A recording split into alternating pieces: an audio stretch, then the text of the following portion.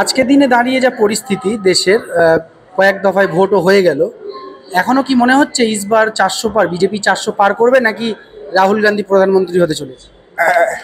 BJP মুখ থুবড়ে পড়েছে। 3 দফায় ভোট হয়ে গেছে, প্রায় মানে 300-র কাছাকাছি আপনার সিটে ভোট হয়ে গেছে, এবং তার মধ্যে ইতিমধ্যে প্রকাশ পেয়ে গেছে যে বিজেপির জামানা খতম হতে চলেছে, আর বিজেপি ফিরছে না।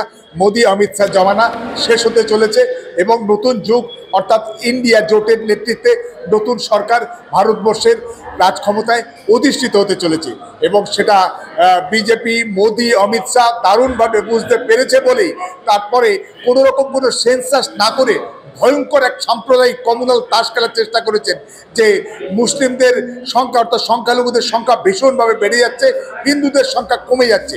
এরকম একটা মন গড়া তথ্য আজকের মানুষের সামনে নিয়ে এসছে, যখন যে কারণ তারা দেখতে পাচ্ছে যে বাকি 4 দফায় যদি অন্ততপক্ষে কিছুটা হলেও মানে মুখ রক্ষা করা যায়, সেই চেষ্টার জন্যই কিন্তু আজকের এই খেলা খেলছেন মোদি বা অমিত শাহ জুটি। কিন্তু সামগ্রিকভাবে তাদের জামানা শেষ হতে চলেছে।